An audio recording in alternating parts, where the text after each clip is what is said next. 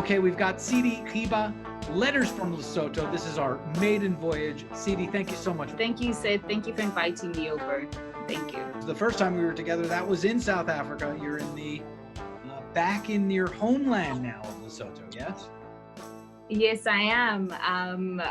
Yes, the first time we met was at the first Canneconomy conference to be held in Africa, actually. So that was held in Cape Town, November last year. But right now I'm back home in Maseru, Lesotho, the capital city. There we go. Yet in between that meeting and this meeting, you went to another meeting. It's actually, I've had two significant conferences since then. In December last year, I attended the second African Good Governance Seminar organized by the African Peer Review Mechanism, which is a body that falls under the African Union, the AU. And more recently, I attended the 63rd session of the CND, which is the Commission on Narcotic Drugs in Vienna. So this was last week, and I just got back. There we go. All right. So the CND meeting is the one we want to hone in on, but we will get into that AU meeting in another one of these sessions. So Absolutely. So the International Narcotics Control Board has this meeting on the Commission for Narcotics Drugs, and you were in the room for that. What I found striking when we kind of caught up before this was how different it was to the cannabis meetings that you've been a part of leading up to it. True. It was quite a bit of a shift. So the Commission on Narcotic Drugs is the body of the United Nations that deals with policies and laws and the regulatory framework relating to drugs in general.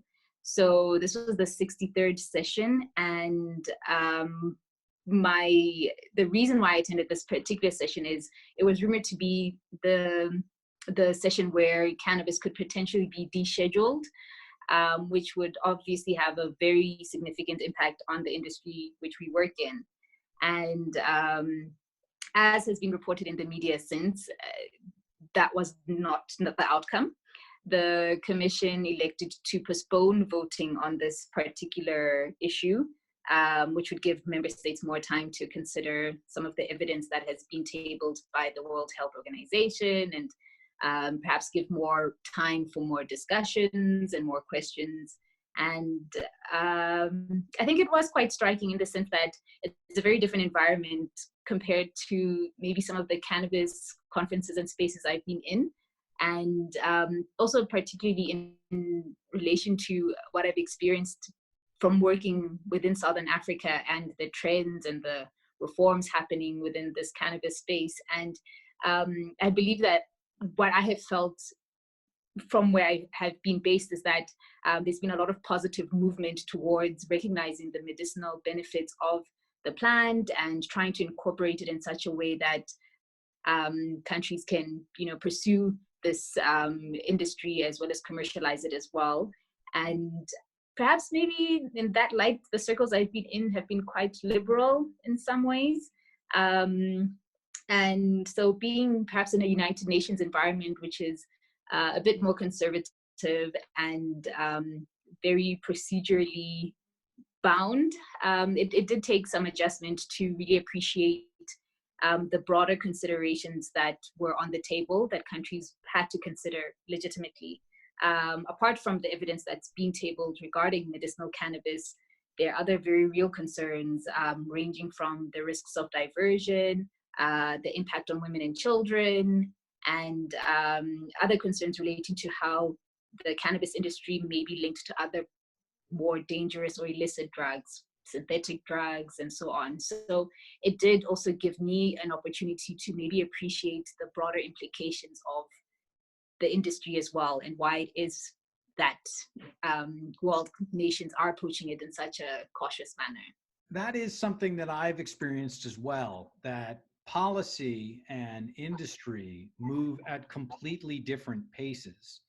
And industry does feel convinced. And so then industry thinks, well, policy will certainly be convinced because we've overcome all of the arguments of yesterday. Whereas policy is still coming from yesterday's point of view. And so when you speak of diversion, okay, wait a second, regulated, taxable cannabis makes sure that diversion, you can see it better. However, if I'm a policy maker or a policy enforcer, I can't have new diversion issues. So Exactly. the two paces, you found yourself, you basically, you got out of your convertible sports car and then you went into what, a I would describe it as a Volvo, there we maybe more safe. safer. Yeah, Um, that's yes. it. So Mhm. now you in your role, we went over that, and folks can listen to our first interview to hear a little bit more about your background so that we don't have to do that here. But Mhm. understanding your background, understanding your place, in the industry, and you do kind of sit on the edge there. What are you planning to do as far as communication, as far as action, to kind of bridge the gap between industry and policy? I'm a lawyer practicing in Lesotho. And since the last time we spoke, I have taken more of an interest in looking into ways in which I can advance the cause of developing local, domestic African markets for cannabis, medicinal cannabis products. And so that's maybe a shift from the last time when we spoke, when we were just talking maybe about the industry. So that is something very specific. And coming from the session that we had in Vienna, I do feel that I would want to get more involved in perhaps more dialogues relating to opportunities and different ways in which maybe let me look at SADC region specifically, the Southern African countries, because I think I have more of a closer relationship and understanding of the legal systems here.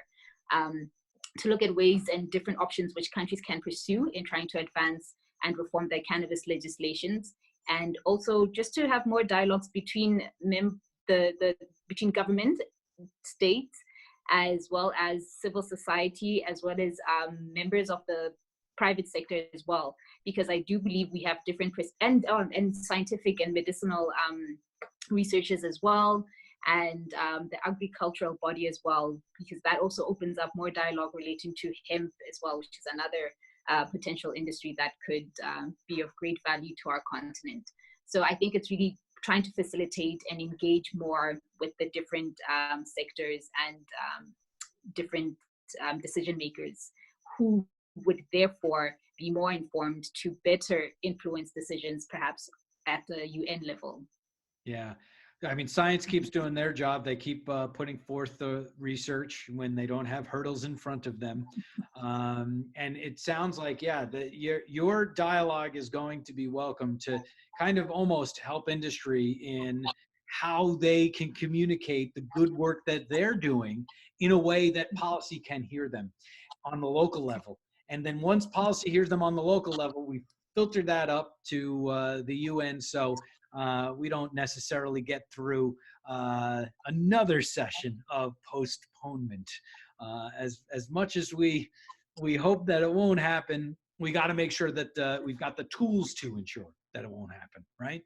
Absolutely. I think we just need to be more prepared and also able to answer some of the hard questions that will come up relating to how your policing unit is going to manage this new industry. How are you going to measure your quotas? So definitely, I think us on the ground need to do the groundwork to ensure that it filters to the international level. Yeah, the multitude, the masses, the people that decide on these things, right? Absolutely. All right, fantastic. Tseli, it's just that easy. This is Letters from Lesotho. Thank you so much for your time. I can't wait for the next one already. And until then, we'll bid you a farewell. Thank you, Sid. I'm glad and I'm happy to keep you updated on the developments this time.